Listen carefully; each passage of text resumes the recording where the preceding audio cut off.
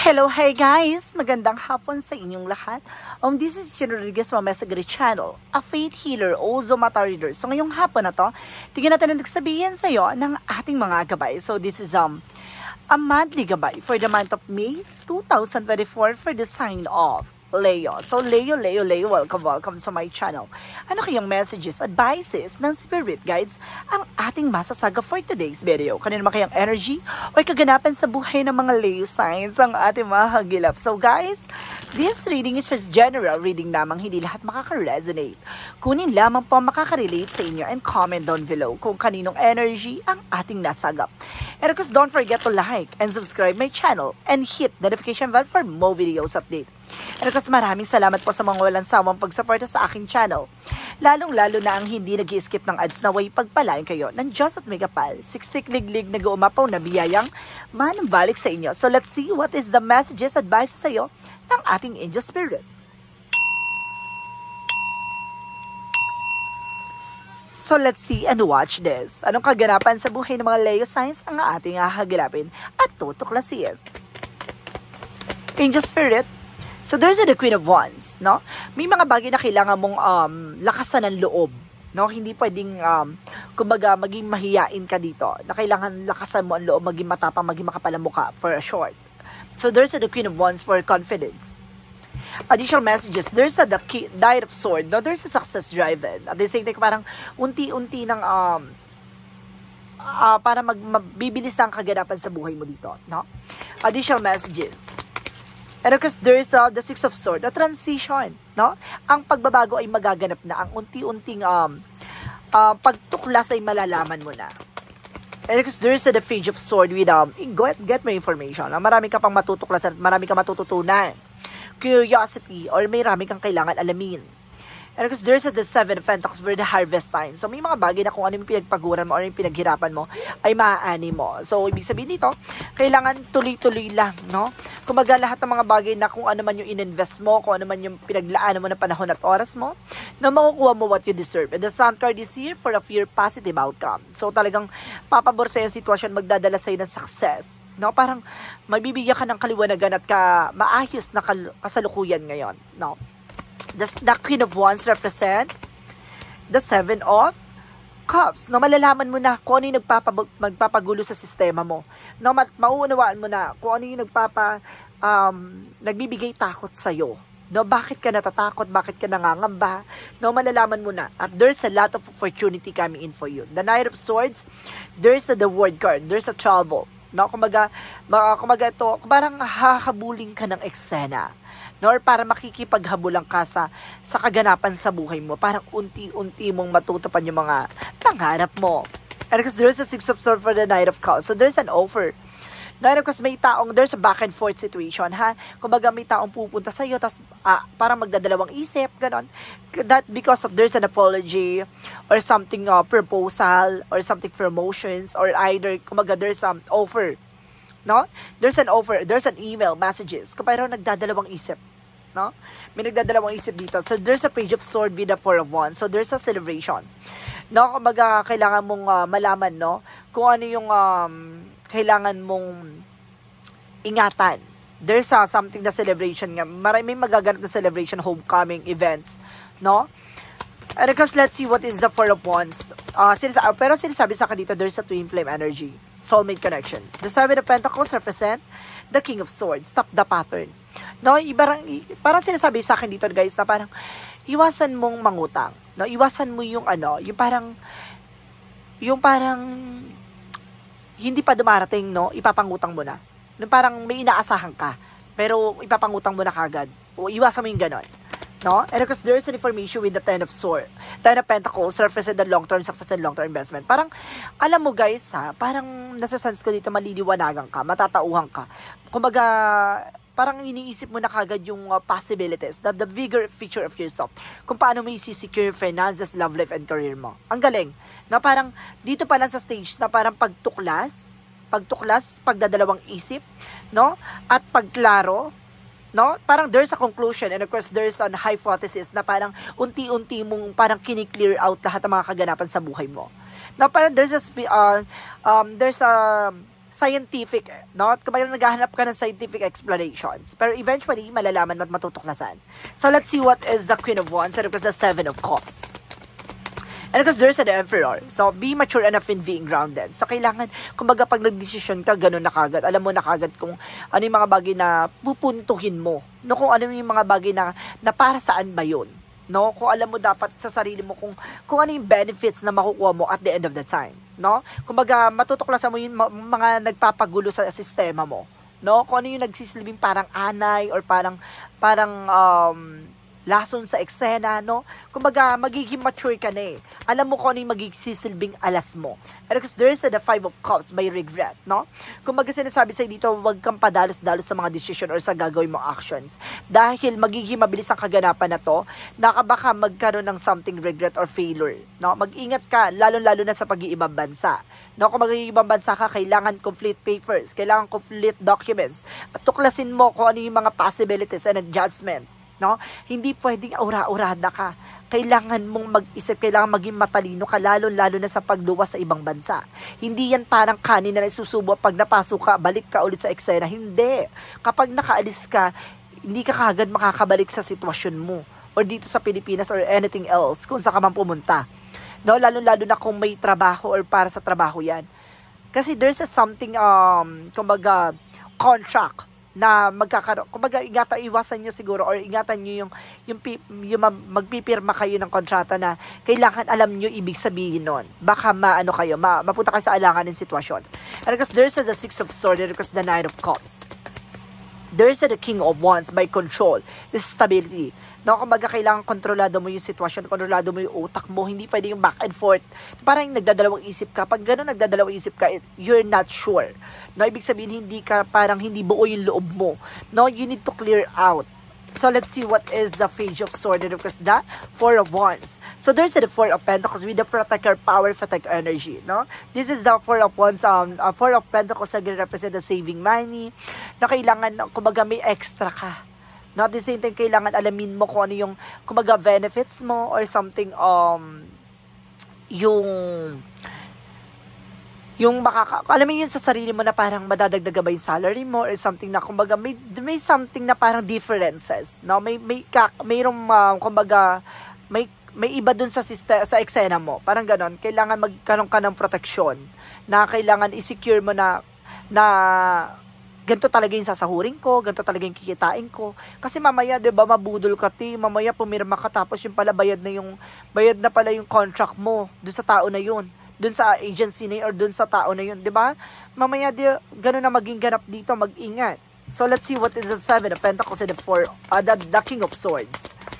And because there is the Two of Wands by choices, no? Kumbaga, ikaw pipili pa rin ang kapalaran mo. At the same time, there's a first step. Now, there's a step by step.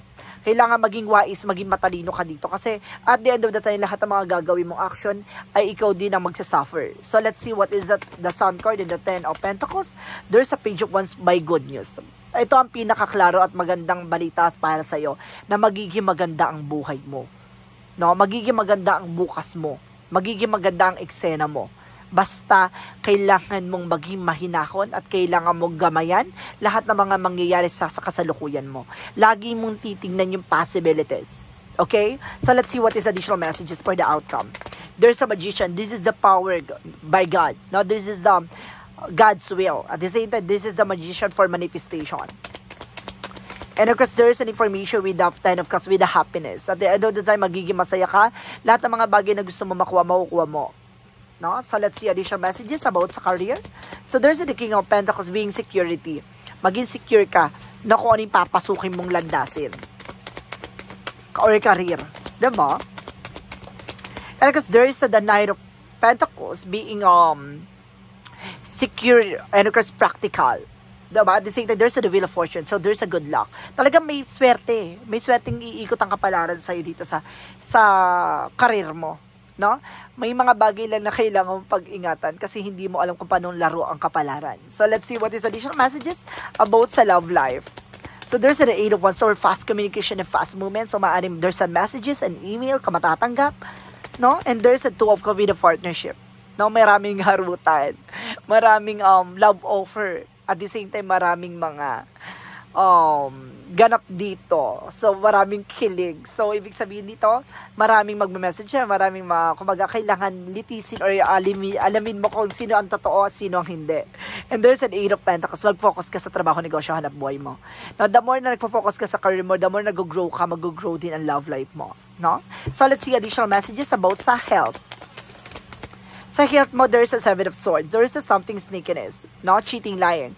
Kumbaga, wag ka magsisinungaling. Pag ako ano yung naranasan mo, naramdaman mo, kailangan maging totoo ka. Gamutin mo, wag mong itago. No? Kapag the more na tinatago mo, the more siyang lalawak at lalo siya magkakaroon ng komplikasyon. No? Kapag alam mong may nararamdaman ka, magpahinga ka, uminom ka ng gamot, kailangan mo kumbaga, uminom na maraming water. Pero nasa-sense ko dito ha, kumbaga parang masasobrahan ka, mag-over-fatigue ka dito. Yun ang nasa-sense ko. At the same time, kailangan mong uminom na maraming tubig. No? Eventually, kailangan mo rin kumain ng kumbaga tama sa oras. No? Hindi man pero at wag ka magpapalipas ng gutom. Diba? So, let's see what is additional messages for the chakra messages. For the chakra messages, represent what? And there's a flower power. So see, kumbaga magkakaroon ng personal healing powers, no? Kumbaga unti-unting paggamot, unti-unting paggaling, no? Unti-unting kumbaga paglaya sa mga stress or kalungkutan sa buhay.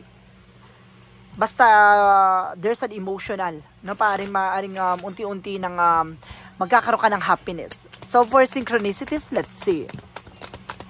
And there's a visions. So, matalas ang intuitions mo, matalas ang instinct mo. Gamitin mo yan, no?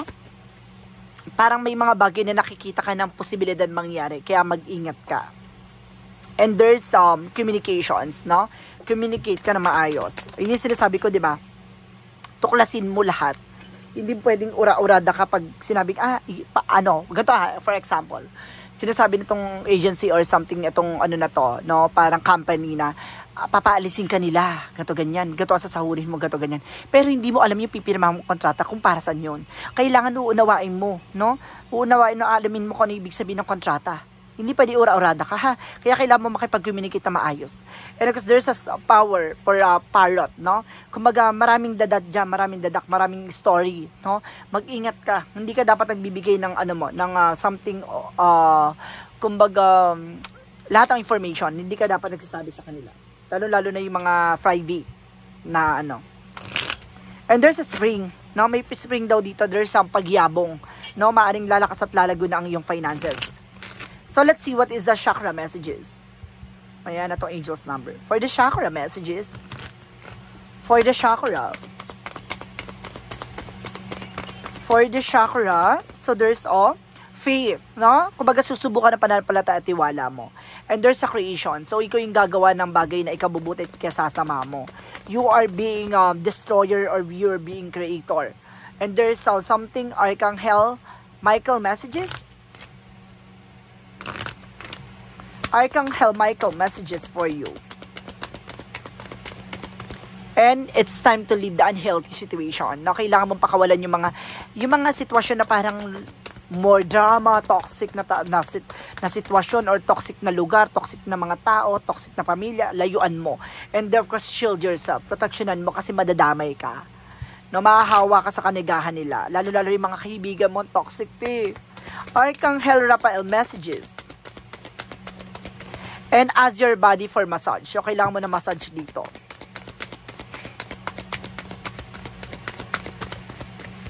At the same time, there's a massage. Kailangan talaga, no?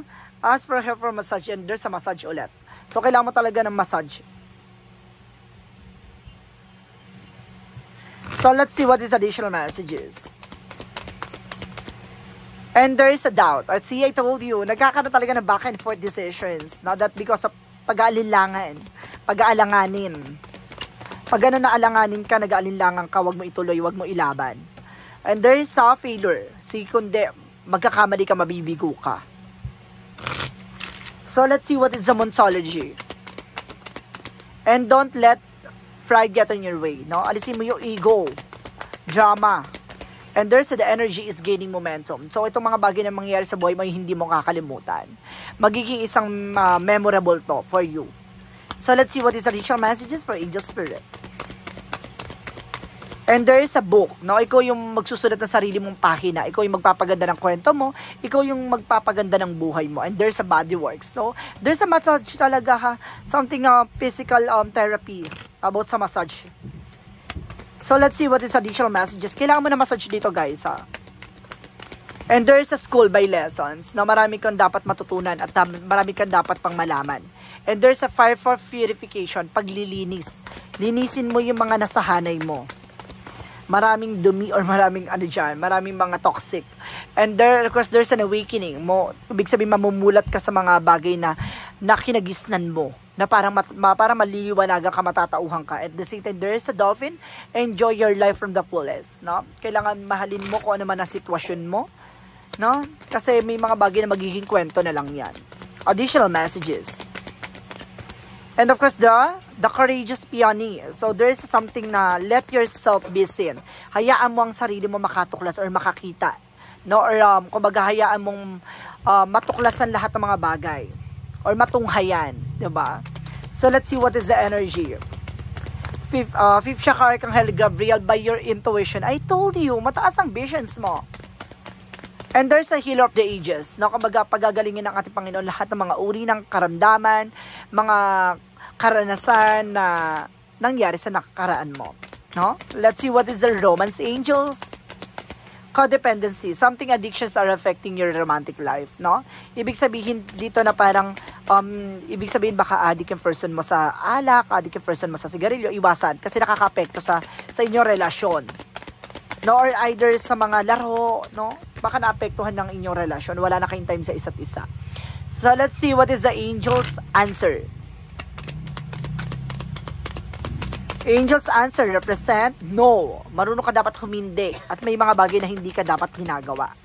And there's within the next few weeks, sa mga susunod na linggo, unti-unti na magaganap ang pagbabago at unti-unti mo nang malalaman lahat ng mga kaganapan sa buhay mo.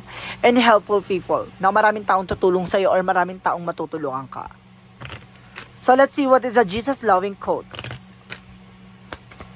Jesus loving quote said,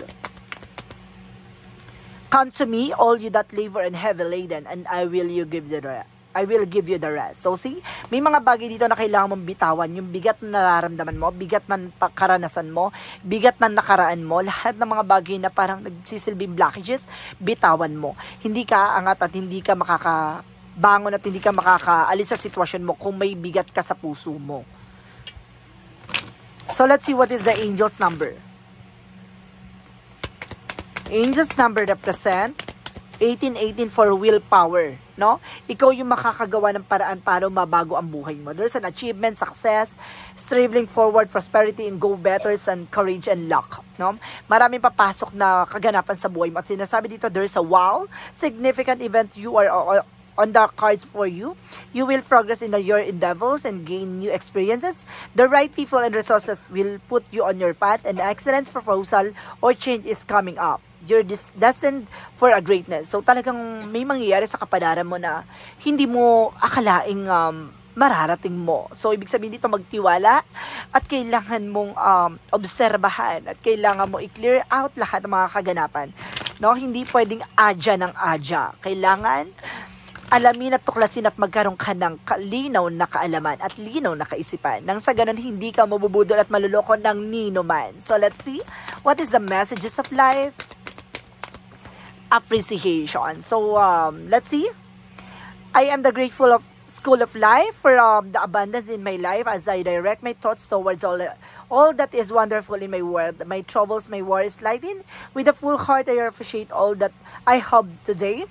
I accept what it is at it is, and I choose to be satisfied. I express my loving things the universe from the wealth that is mine. So may mga bagay na kung ano man ang meron ka ngayon, magpasalamat ka. Kung ano may mga bagay na hawak-hawak mo ngayon, magpasalamat ka. Kasi the more na kung ano man yung maliit na bagay na hawak-hawak mo ay pinapasalamatan mo, kumbaga may mga bagay na matatanggap kang malalaking bagay na marunong, kasi alam ng Panginoon na marunong ka mag-appreciate. Diba? Kung sa maliliit na bagay marunong ka mag-appreciate, ano pa kaya sa malalaking ibibigay sa iyo ng ating poong may kapal? Dapat panatiliin, marunong ka magpasalamat sa kung ano man ang hinahain at kung ano man yung binibigay sa'yo ng ating may kapal. So guys, this is a monthly gabay for the month of May 2024 for the sign of Leo. So Leo, maraming salamat for this wonderful reading. So once again, this reading is a general reading lamang, hindi lahat makaka-resonate. Kunin lamang pa makaka-relate sa inyo and comment down below kung kaninong energy ang ating nasagap. Maraming salamat guys sa mga walang sawang pagsuporta sa aking channel, lalo-lalo na ang hindi nag-skip ng ads. Naway pagpalain kayo ng Diyos at may kapal, siksik diglig na gumapaw na biyayang manabalik sa inyo at maraming salamat po and see you in the next video. Bye-bye and babush!